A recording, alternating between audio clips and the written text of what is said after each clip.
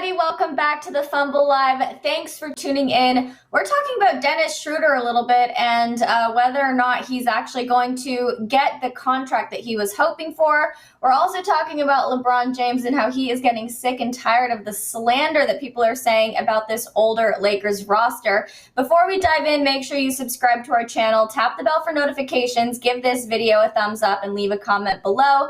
Here's the Fumble Squad. I'm Devin Howard. You can find me on Instagram as @DevinHoward. What's up, everybody? It's your girl, Jackie Ray. You can follow me on Instagram and Twitter @JRayTheFanatic. And I think you guys need to be prepared to leave some really good comments in the chat today because it's Thursday, right? So, fan or foe tomorrow. Fan or foe, you guys. I got to make a little quick camera adjustment. There we go. Yes, so go ahead and give us those questions, comments, and clapbacks in the chat or in the comment section. We'll be screenshotting them and addressing them tomorrow at the end of our live show for Fan or Foe Friday. Thank you so much for reminding everybody of that, Jackie. Also, you guys, today's show is going to be a little bit different. I unfortunately have to pop out right after Need to Know News, but Jackie's going to take great care of you as she goes through the post-up and what we're not going to do. I'm super sad that I'm not going to be able to comment on what she is sharing with you guys, but it'll still be entertaining nonetheless. But when I leave after Need to Know News, I just want you guys to be prepared for that. I didn't vanish into thin air. I just have somewhere to be, kind of a last-minute thing. So there's that. But for now, let's jump into the news because I want to hear your thoughts. We've got kind of a lot of Lakers stuff happening right now for Need to Know News. So Dennis Schroeder's free agency plans sort of appear to be falling apart a little bit. So he was offered an $84 million extension to stay in LA, which he quickly turned down so that he could bet big on himself. Now, I appreciate when an athlete is prepared and ready to bet on himself. I think that, you know, you have to be the person that kind of creates and manifests your own destiny. However, I wonder if this was the best move for him. So all offseason, there were a lot of NBA experts, analysts, and hosts who were, including Woj, actually, he was one of them, and they were saying that the Lakers were kind of delusional for dreaming bigger than somebody like Dennis Schroeder, but then when they added Russell Westbrook to the lineup, it seems like Dennis is actually the one who's turning out to be on the losing end of all of this. He remains unsigned, and the Lakers, as we know, have made a bunch of moves during this offseason and free agency period. Of course, like I said, we've had the addition of Russell Westbrook, Dwight Howard. So many people have now joined. Carmelo Anthony have all joined the lineup. So the roster is looking pretty good, albeit a little old, which we're getting into for Need to Know News. But NBA insider Mark Stein said the Mavs have absolutely zero interest in Schroeder. It's staggering that he turned down the $84 million offer from the Lakers. This is tough to watch. There's been so little Schroeder discussion. Tough stuff, tough to watch. So, Jackie, what's your take on this? Was turning down the Lakers a major mistake on his end? Should he have accepted that $84 million extension? I should have just went back from the time that he turned down that extension and just did a series of clips of what I said. Because all I'm going to do is repeat everything I've said since the moment he turned that down. When he turned it down, I said, look, this is a big risk for you because if you are turning down this money, this means that you believe that you're worth more. I'm not mad at that. I get what you said as well, believing in yourself, but that puts the onus entirely on you. And you have to prove that you're worth more money. And then now with that level of pressure and what you've done before is you've proven that you're a very, very solid role player. Yes, you're an asset to the team. I don't want to take away from anything. You need solid role players. Up until that point, that's who he proved he was. Then he turns down the money and then he proved he wasn't that. And it's one of those things where I don't know if he succumbed to his own pressure because, like I said, once you turn down that money, you're turning down that money because you believe you're worth more, that you're more than just a role player. You're kind of a star. Again, not mad that you believe that. But when you put yourself in that position, you have to prove that. And you didn't. And you're in LA. Everybody knows LA is the spot. I don't care what y'all say. This is the spot. You turned down $80 million. And now that's got to be a mind trip because you're going to circulate in this abyss for a while. Carmelo Anthony, in my opinion, way better. And he circulated in that abyss for a while before all of a sudden he had an opportunity. You got to kind of read the room. And I don't think he read it right. I think he missed a whole bunch of money and an opportunity to be with a solid franchise. And now he said, and then the way he behaved at the end wasn't right. You deleted everything from your social media and then got out and said, oh, I love the Lakers and this is where I want to be. You're lying. You did too much. You shot yourself in the foot. And this is what it is. So enjoy. Yeah, I mean, it is surprising to know that he turned down that $84 million extension, because that's good money. That's not like he's getting some, BS salary. That is good money. The Lakers wanted him there. Jackie, wasn't there a period of time where you were saying, why did the Lakers even offer him this money? You felt like he should have already been on the chopping block, right? Yeah, I felt like he was somebody that you could get money for or something good for. You could get another better role player. I think it was Mike Glock in the chat said that Carmelo Anthony is better than Dennis Schroeder. Absolutely. But look how long he was in the abyss. And that's what I'm saying. When you see guys like that in the abyss, you don't really, again, I think some of that too was all the hype that was surrounding Dennis before he came here. And everything was like, oh, the Lakers will be lucky to have him. The Lakers need him. The Lakers can't do without him, blah, blah, blah, blah, blah. And then when he's here and he's just a name on the roster. Let's just be honest. He's just a name on the roster. Our success wasn't because of him. So I think it's one of those things where I was like, look, people around the league at that time didn't have the tape from last season. So I was like, don't offer him this contract. See what you can get for him. They did offer the contract to him. He turned it down and now there's tape on him. So it's one of those things where I'm like, you really shot yourself in the foot.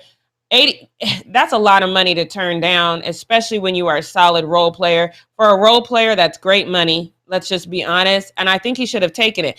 It's beneficial to us now that he didn't take it.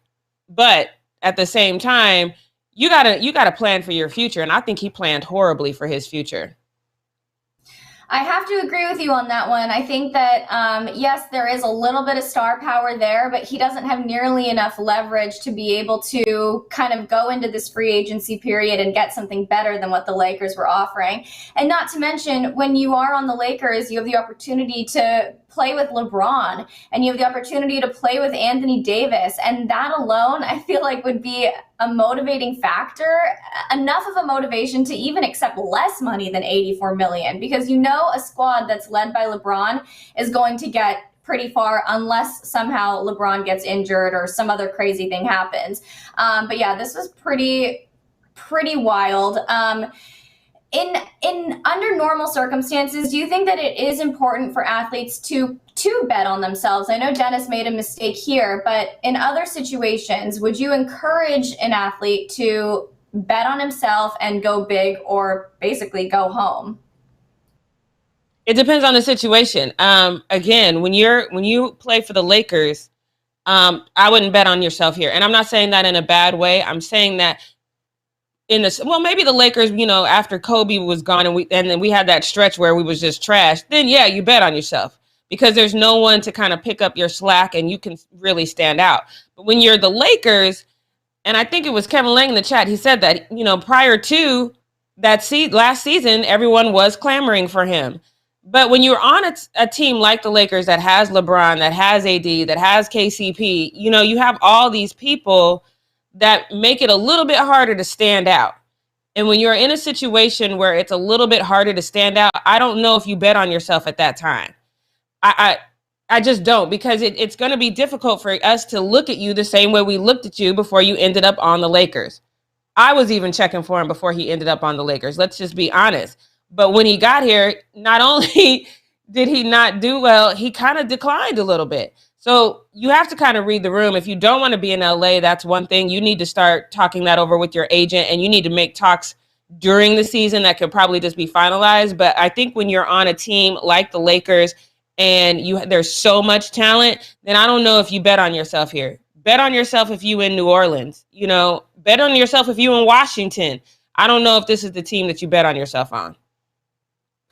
Yeah, I think that that's actually a great point to be made. If you're in Washington, that's a team that I was thinking of too. Like when you were talking about that, I was like, yeah, maybe if he was in Washington, it would be a different story. But I have to agree here. Now, Jackie, how do you anticipate the rest of his offseason to go? Do you think that he's going to find a landing spot, or is he going to kind of go the way of Carmelo Anthony and be floating in that abyss for a much longer time? I mean, I'm glad that he's not going to be with us. I don't want him floating in that abyss, though. I don't have any disdain in my heart for this man. I think that there are teams that could use him. I think the problem that we're in right now is everybody is looking for an immediate impact. And I think that's the same problem that we see with Ben Simmons. You no longer believe that he is the guy that can immediately impact your team. And I think that is the problem.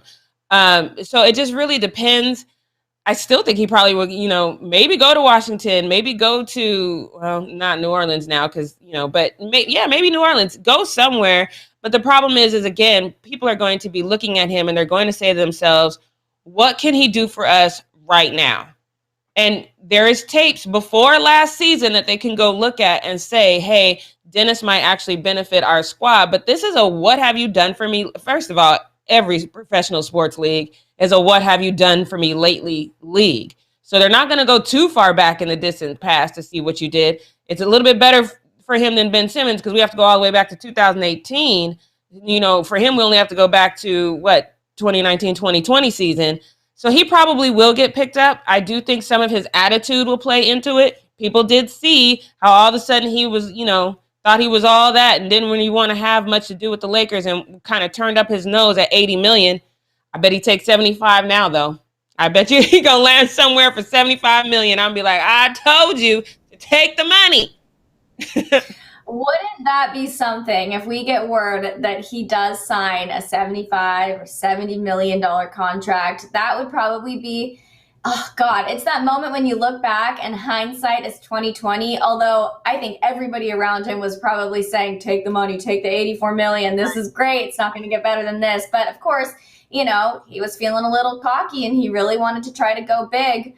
I respect the effort. Bad idea, though, because, yeah, he is going to be signing a smaller contract now. Of course, it's more money than either of us could ever imagine, but that would be painful to look back in history and be like, I could have gotten so much more. Let's move on to another conversation about the Lakers. This time it's about LeBron because he is getting sick and tired of the slander when it comes to their squad. It's made up of a lot of 30-plus-year-olds, which is in the NBA world, you might as well be ancient at that point. You're over 30. It's like you are on the decline. Honestly, when I have these conversations, it kind of hurts my feelings because I'm like, damn, like, in the NBA world, if you're over 30, it's like, shoot. Y'all planning my funeral. Legit planning my funeral.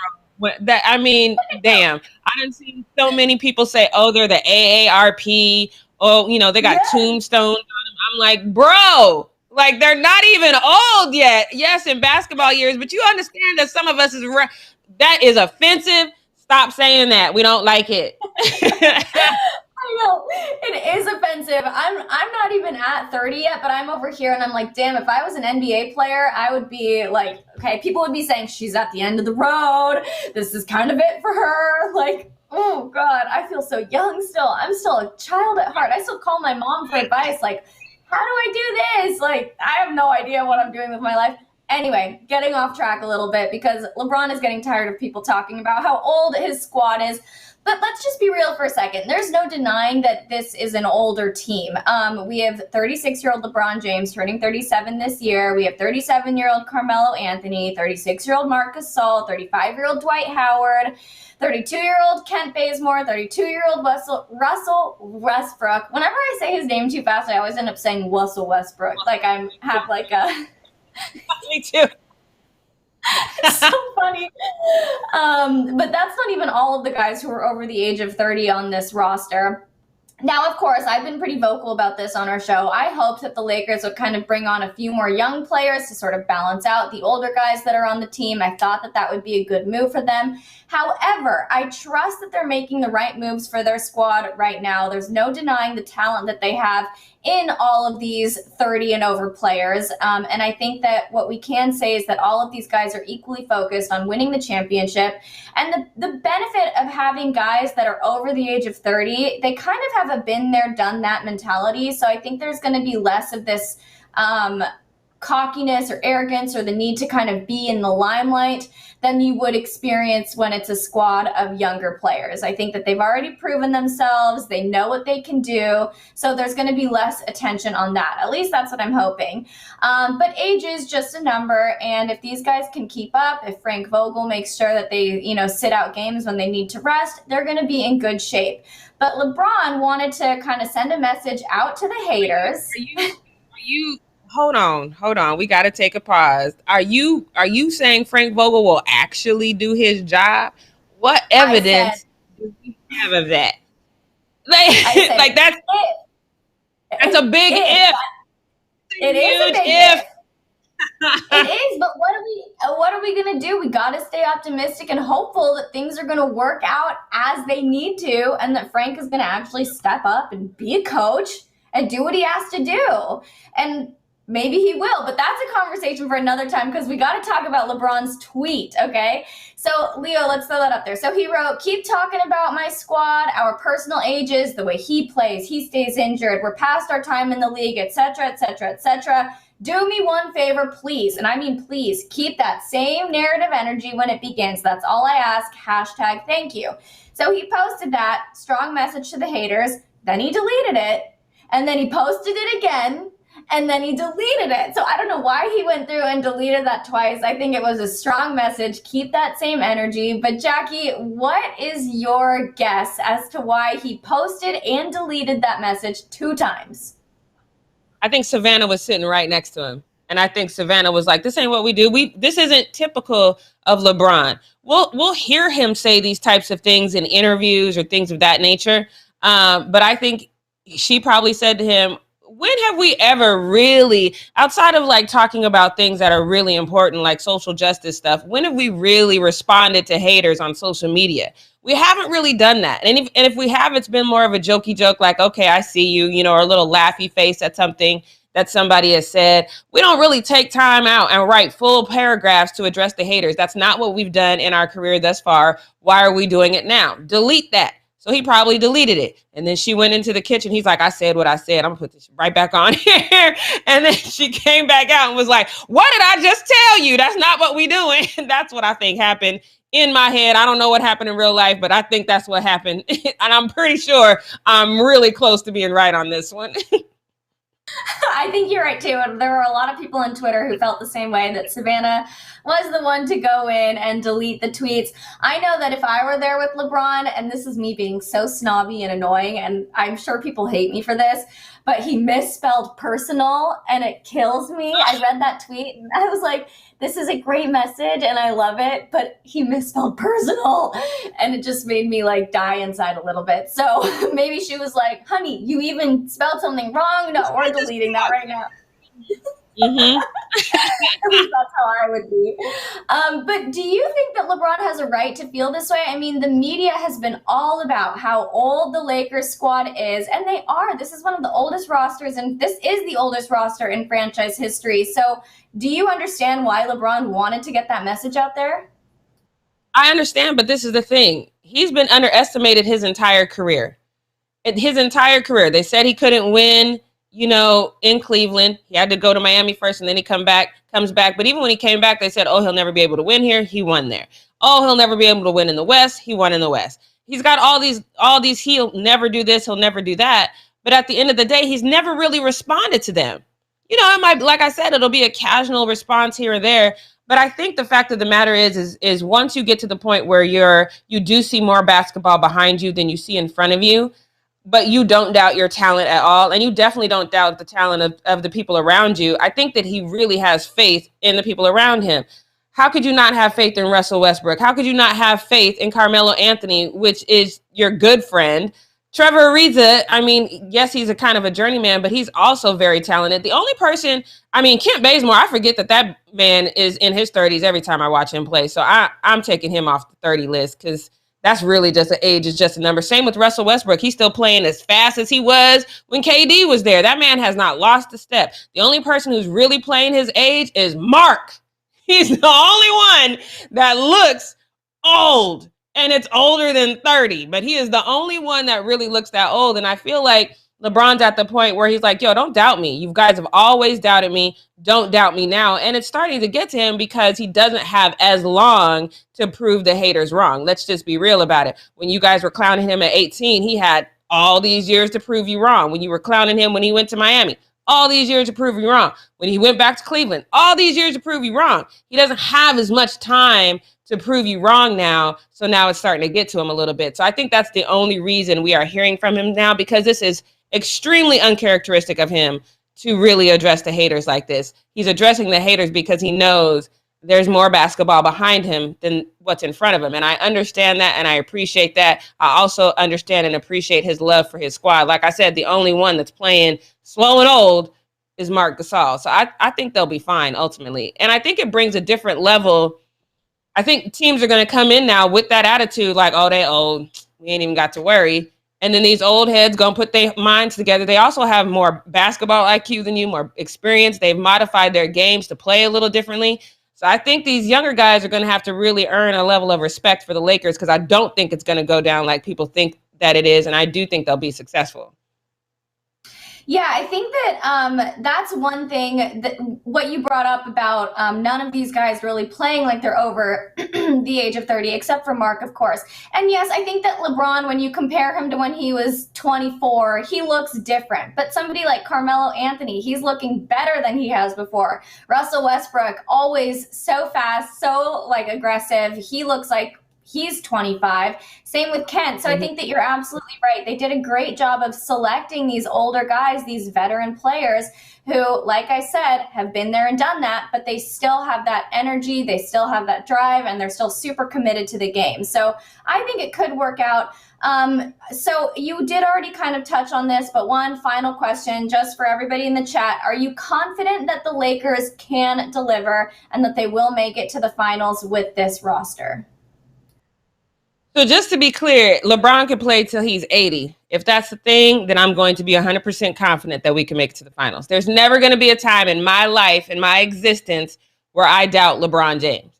Now that we got that out the way, I do think it's exactly what you said, though. And I've said this before. You still need to get some younger guys in there. And not only just for the support for LeBron James, it's also for your legacy as the Lakers. You see what you got. You know that these guys are going to age out of the league in the next two years. I'm not even going to say 3. 2 years, maybe if you're lucky, 3. But in the next 2 years, these guys are going to age out. So then what are you going to do? Are you going to have that exact same situation when Kobe left and then you were just in this miserable state for a very long time? Or are you going to go ahead and start training up young guys who can kind of just move over from the bench to the starting spot, no problem? I think you definitely go out and you get younger guys so you can start making sure that your legacy doesn't falter in the way that we saw before. That was terrible. Basketball just wasn't as fun when the Lakers were trash. It just wasn't fun, you know? So same thing with the Knicks. When the Knicks are winning, you got to admit, even though it's weird to me, it's fun to talk about the Knicks and their success. So when you have these two coast teams, I think it's just important to make sure they do good. So I think you make sure you get younger guys that can just hand over the reins and keep it pushing. You got to keep that legacy pushing, though. But I think that's what you do. Well, good advice. And now LeBron has spoken, you guys. The slander is done. Try saying one more thing about them being old, and I feel like LeBron's going to prove you wrong. I think it's just fueling them, to be honest.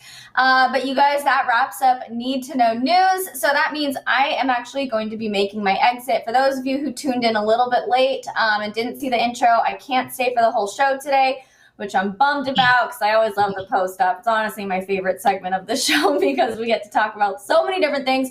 But Jackie, you're going to kill it, of course, as usual.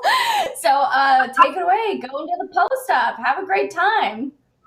Hi, Devin. We will miss you. So long. Farewell. See you tomorrow for Final Pro Friday. Bye, guys. All right. All right.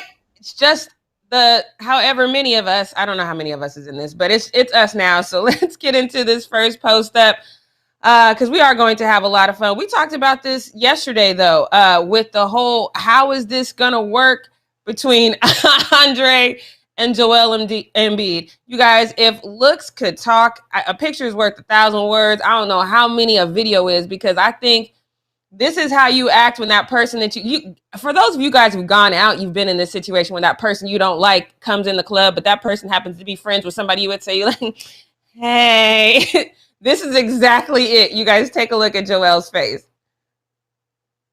The greeting. This is their first greeting. Hey.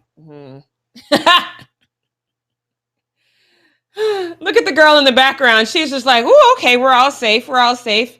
No one's mad. We're all safe. Everything's okay. She was nervous. I'm telling you, she is nervous. This greeting was not one that says, hey, everything is going to be okay in Philadelphia. That is not what that one is. Even this Lakers fan is a little bit confused about the situation, and I'm with it. He said, can someone fire the 76ers GM? Everyone knows Embiid and Drummond have beef. This is going to mess up the chemistry.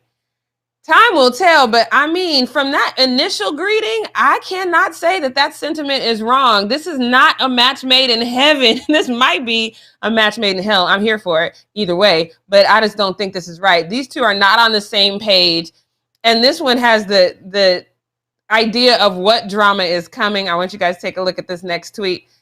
These two are going back and forth. I love it. He says, I'd like to think that they would ask their superstar player on how they feel picking up someone he doesn't like. You would think, but this one says they're just two competitive people until one takes a swing during practice. Then it's just great TMZ moments. We have heard that before about teammates fighting during practice. We just talked about that happening with the Giants yesterday. It could literally be coming. I think we'll all probably giggle a little bit because we all know that this one's coming, but this guy captured the screenshot that says it all. Joel's face. Hey, bro. I don't even know, you guys. Tell me what you think in the chat. Because okay, so Toxic, first of all, he's Mr. Toxic. I don't know if we can agree with anything he says, but Mr. Toxic says there's no real beef.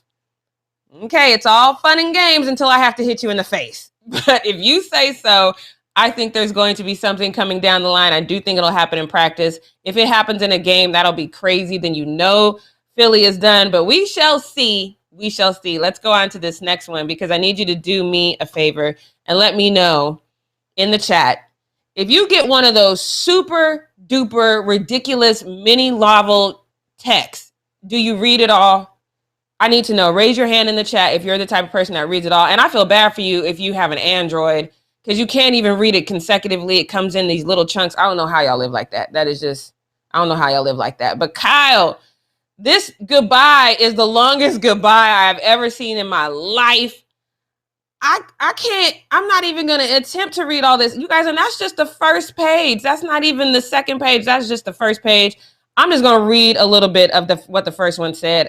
I'm just going to go back. He goes, where do I start? I was a 26-year-old still trying to find his way, beginning to understand that I was valued as an asset in the league, but not yet comprehending how to be the leader I needed to be, trying to find trust in a cutthroat business. I want to be the best version of myself, but didn't know how to get there. That's when I entered the unknown, going to a new franchise, a new city, and a new country, not knowing this would be the place I would call home for the next 9 seasons.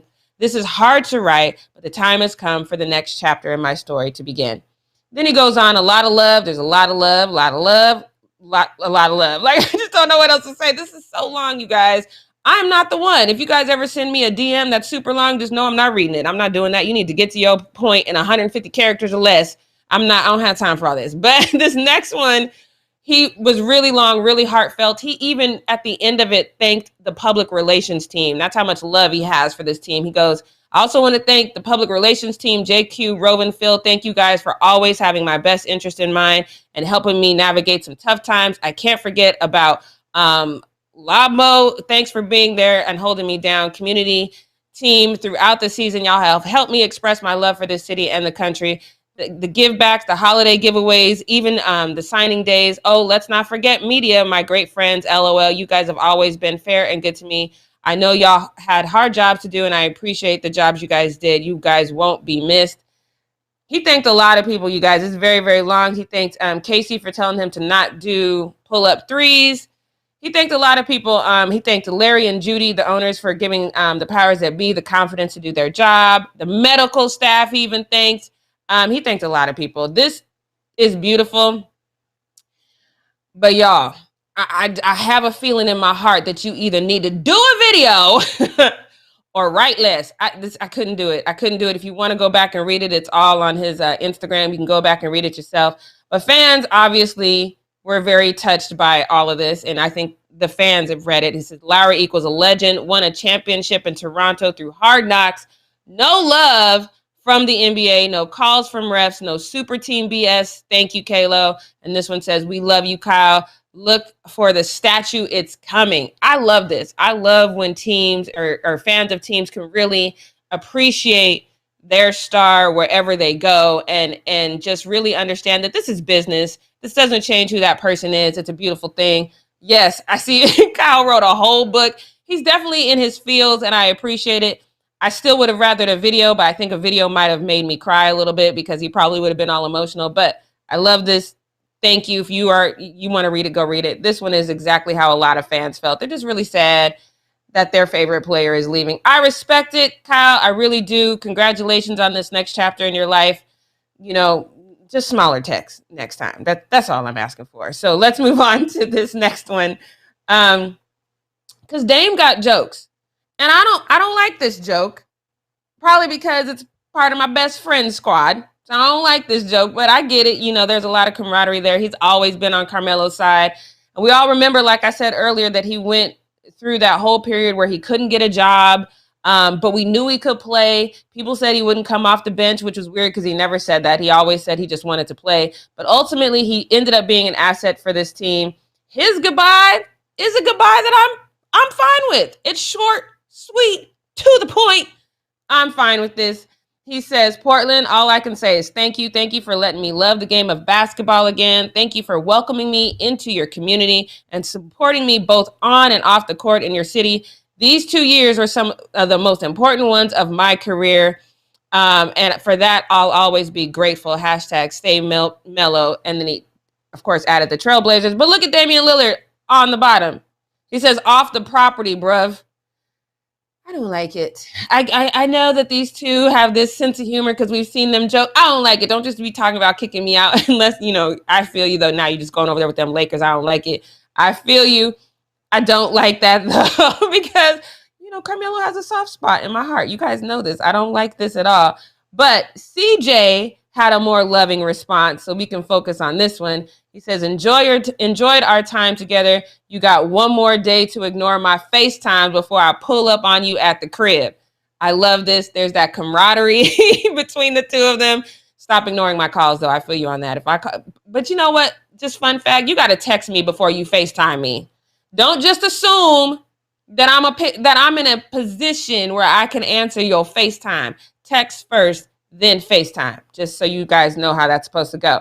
Got another response to this, Carmelo's goodbye.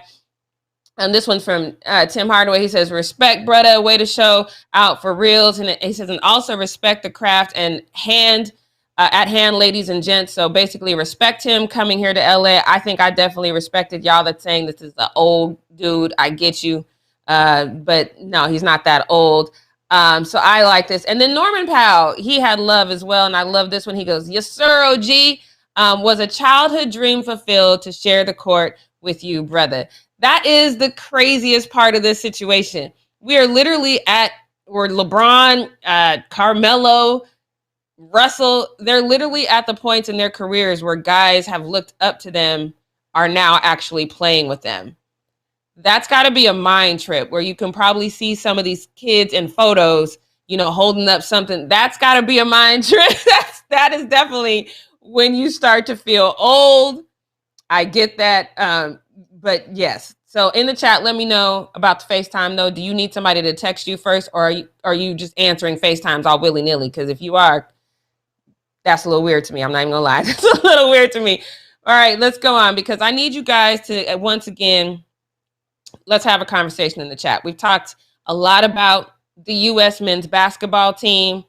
Have any of you guys watched a full game? That's what I need to know in its entirety, or are you just watching highlights, or are you watching the replays on Peacock? Because I haven't heard anyone actually watch it live, but I need you to know that we are having this rematch of this whole thing that started everyone talking about, oh, what's going on with the USA, blah, blah, blah, blah, blah.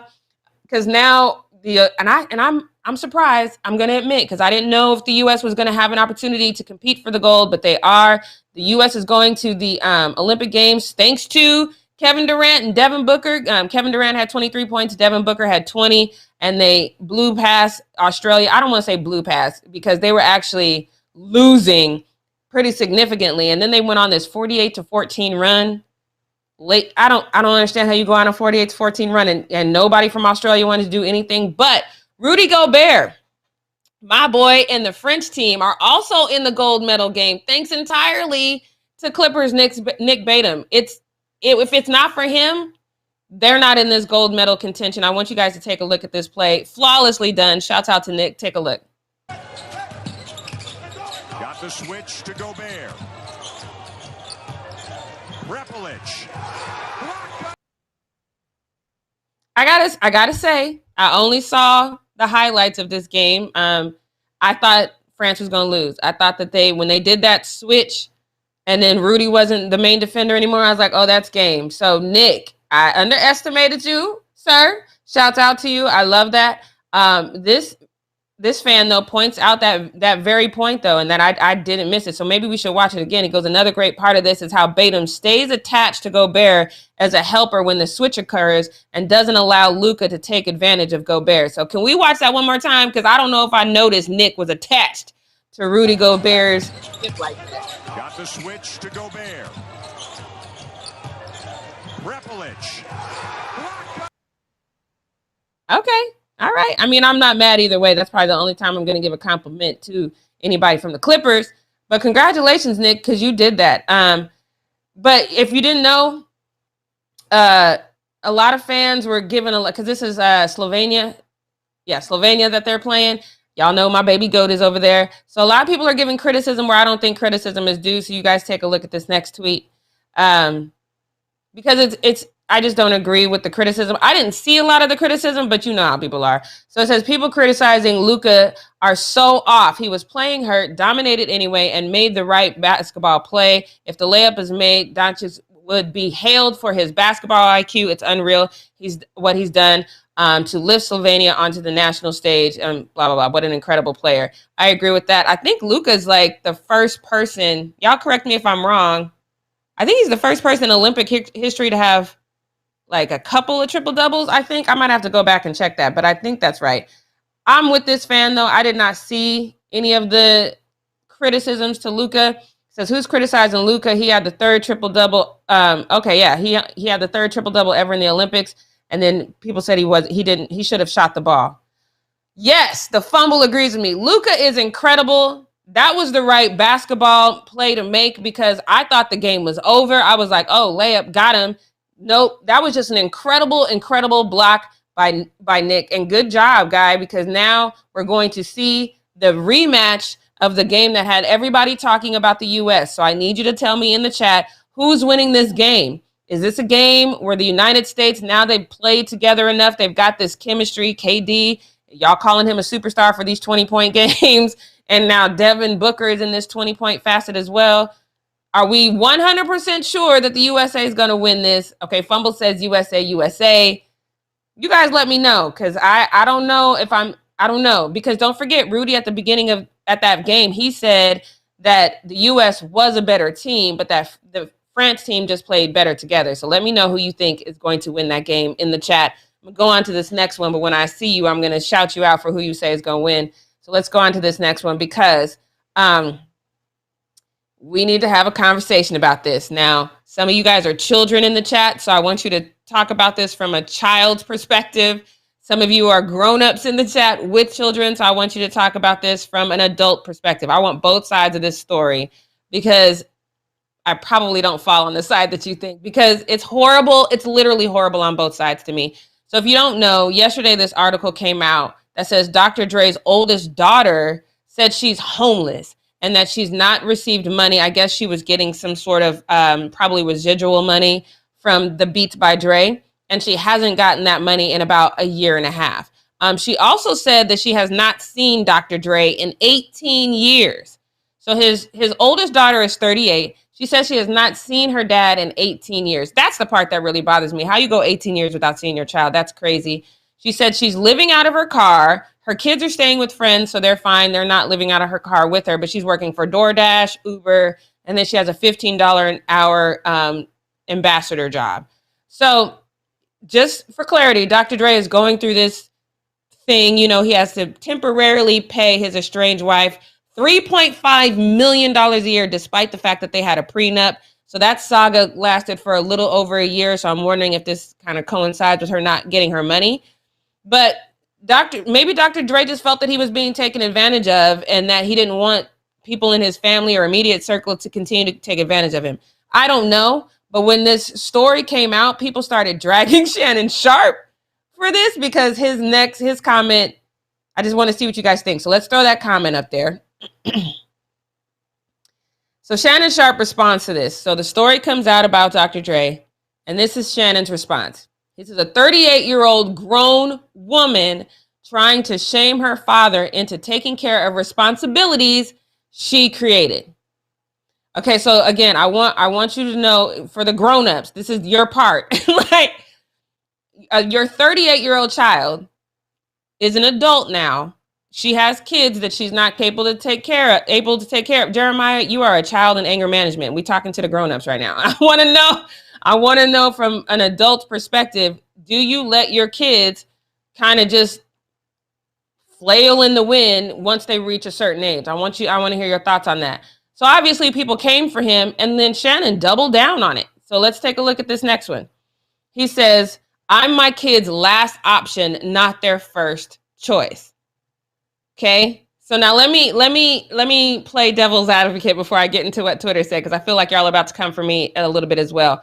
I don't know what's going on between Dr. Dre and his child, because I absolutely don't agree with the whole not seeing your child for 18 years. There's a problem with that. I do agree with Shannon Sharpe's assessment. If you guys follow Shannon Sharpe online, you know that he dotes over his kids. He loves his kids. I don't think he's a bad father, but I think in his mind, he's a father right now. And once you get older, just like the rest of us, you got to pay for your adult mistakes. I think that's his mindset. I like that he says that he's their last choice. If you get into a situation, you running around here having babies that you can't take care of, you didn't go to college, I can get one residual check from Beats by Dre. I'm good. I am good. I am not about to live in my car ever. Give me one residual check from Beats by Dre and I am good.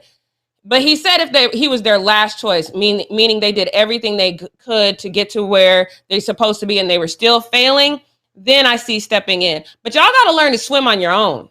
I'm not going to have you out here in these little floaties your whole life. You got to grow up and take care of yourself. I'm going to fall on Shannon Sharpe's side a little bit. She's 38. And y'all out here talking about the Lakers about to be on AARP because they in their 30s.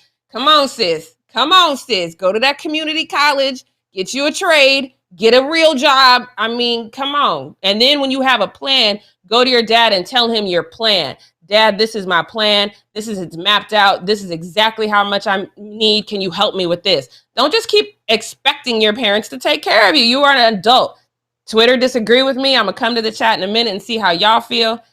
This says, the daughter of a billionaire should not be homeless. I agree with that. I might get you a studio apartment, but I'm not taking care of you and all them babies that you made.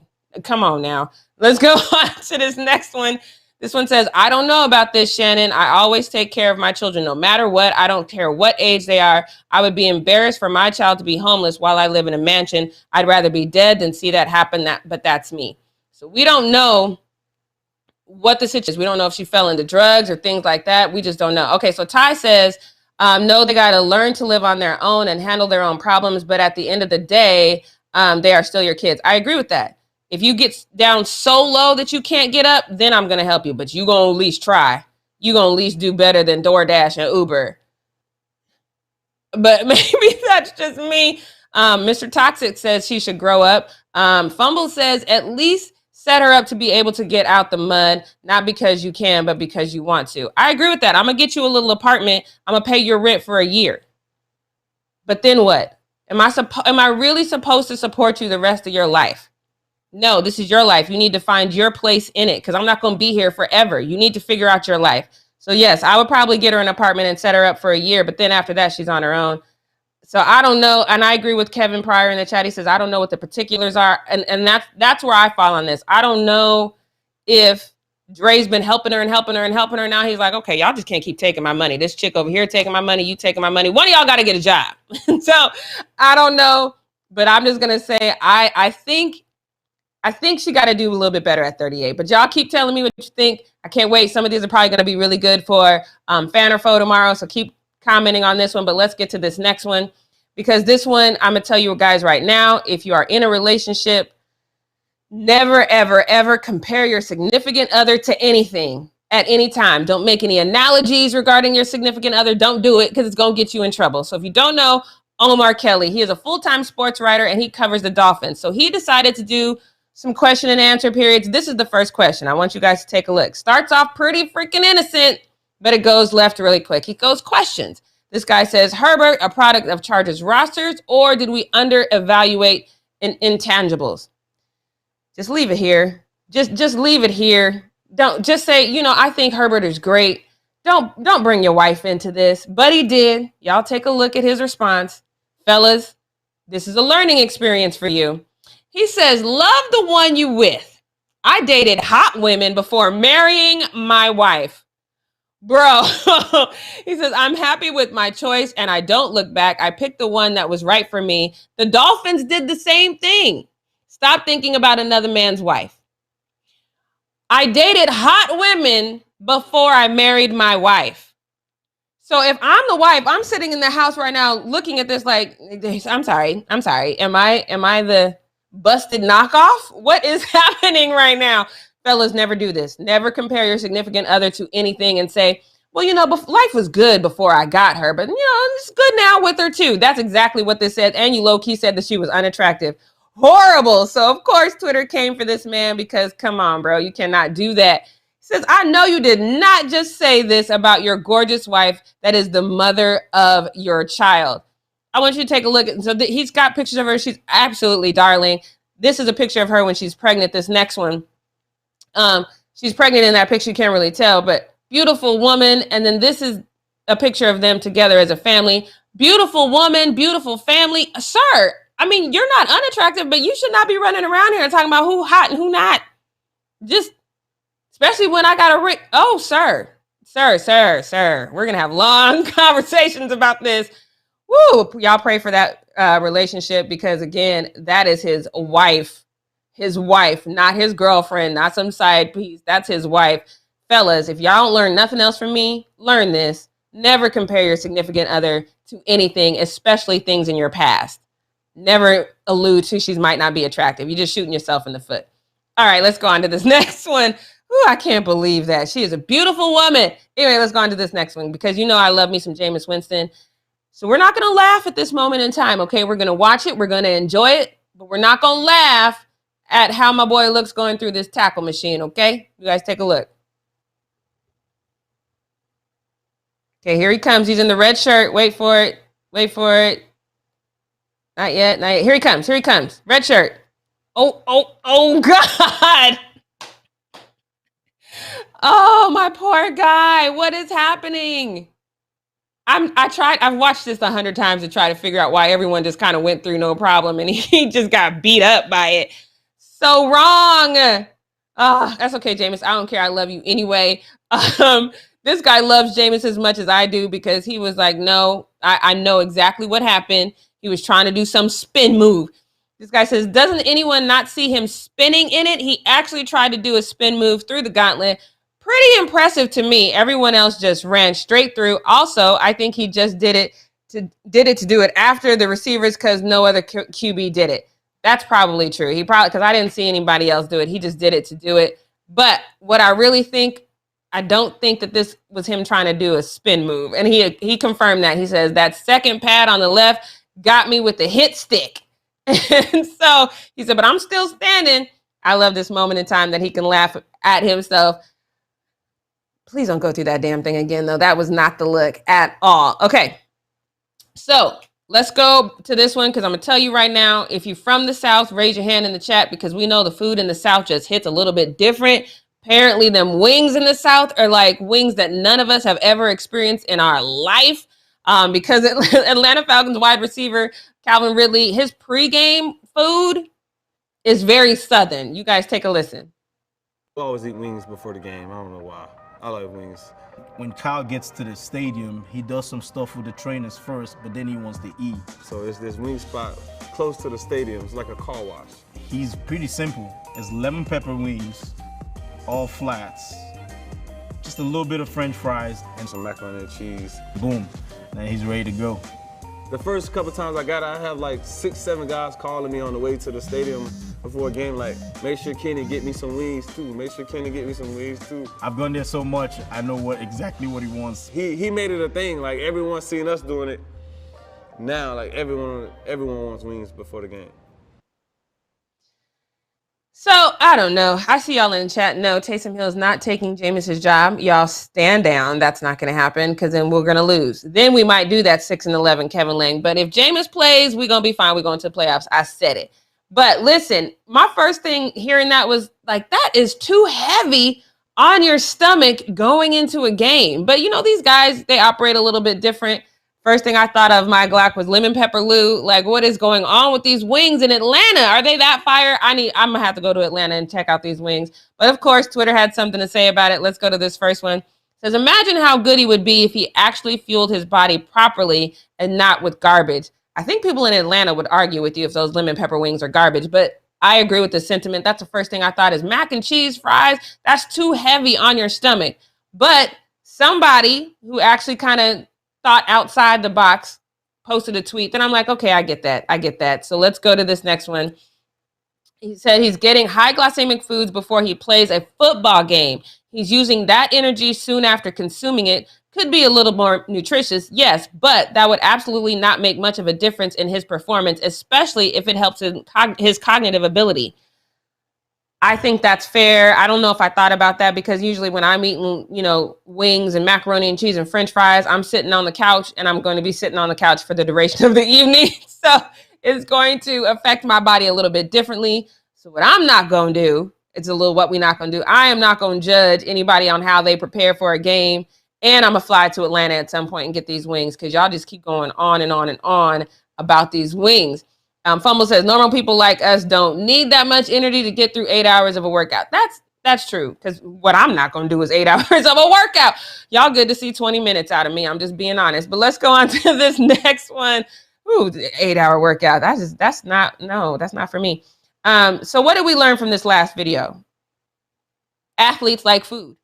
So if you want to appease an athlete and get something in return, maybe give them food. These girls learned that really quick. You guys, look, they wanted a game ball.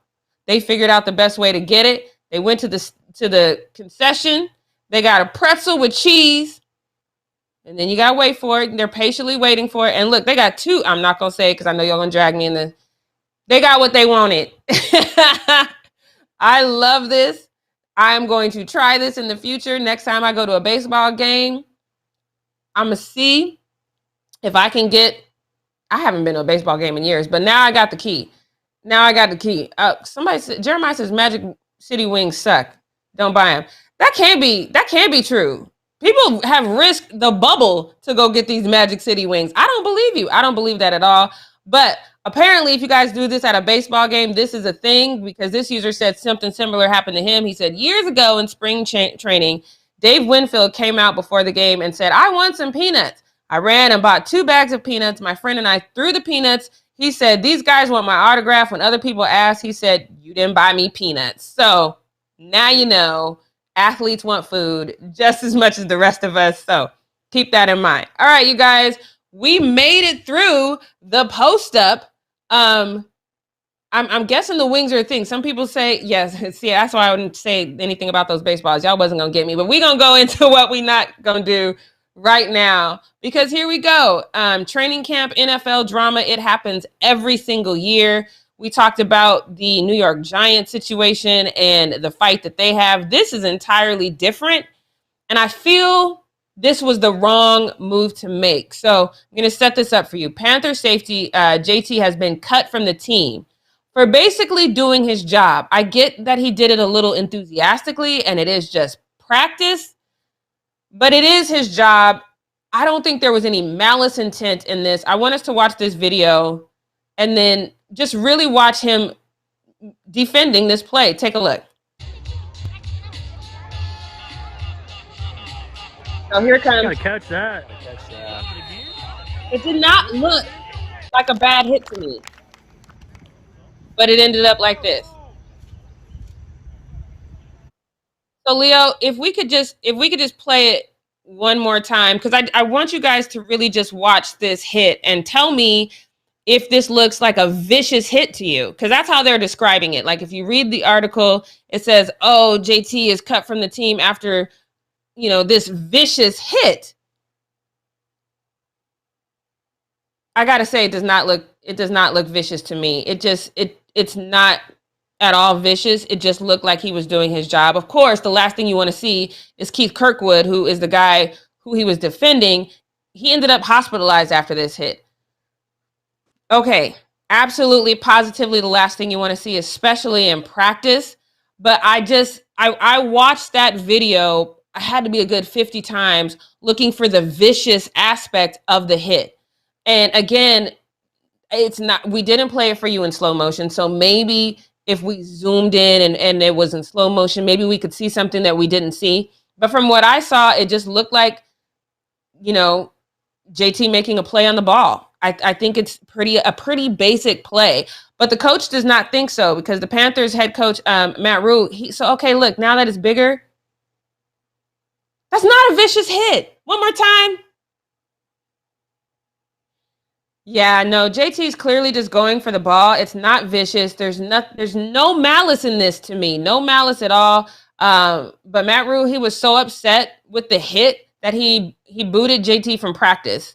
And that's the first thing he did. And then he cut him from the team. He cut him from the team so quickly that JT didn't get a chance to speak with his teammates. He didn't get a chance to talk to the coach. He didn't even get a chance to talk to the media.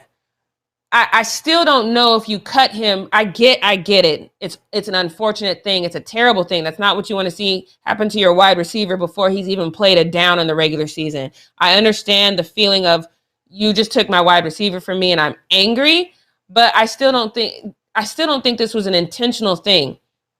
He went for the ball. I see JD says he went for the legs. No, he went for the ball. If you watch it, he ended up around his legs, but he went for the ball.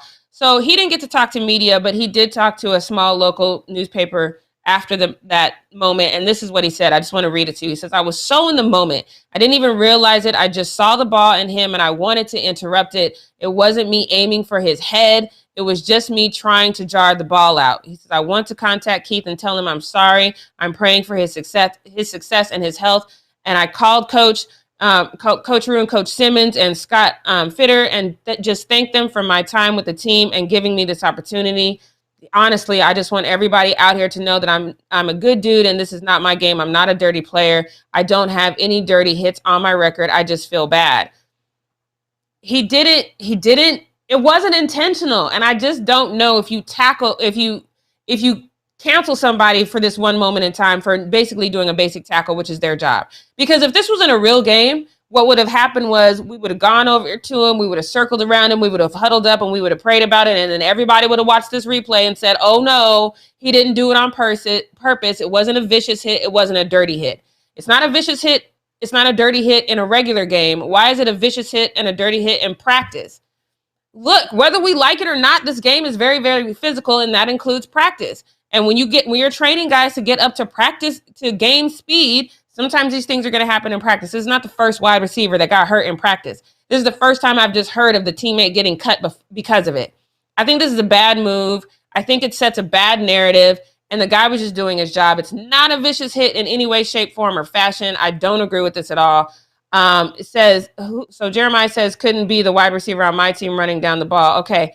So RDHJ says not vicious. However, he was so out of, I'm assuming you say cut for playing, trying to make a play and injured a starter. Yes, that's why he was cut, but I just don't think it's right. So what we're not going to do is punish people, because here's the thing we know for fact. How you play in practice, game speed is a little bit different for sure, but if you're not setting good habits in practice, if you're not trying to interrupt the play in practice, you're not going to do that on the field. So what we're not going to do is set this precedent where guys feel like their job is in jeopardy if they do their job in practice.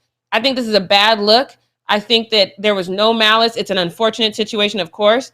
But JT, I'm definitely rooting for you. I hope you get picked up by somebody else, because I definitely don't think this should have cost you your job. I do think, I see my Glock in the chat. He says, not vicious, bring him back. I 100% agree with that. Give this man his job back, or at least send him, somebody pick this man up. This is too much. I don't like it. But you guys, we did it together. We made it to the end of the show. I'm so excited that you guys stayed with me and helped me get through some of these funny moments. It was fantastic. Devin will be back tomorrow for Fan or Foe Friday. So don't forget, we're going to be reading out some of your comments. Don't forget to share this video with your friends and be back here tomorrow morning at 9 a.m. Pacific Standard Time. Once again, I am Jackie Ray, and I will see you tomorrow, guys. Bye.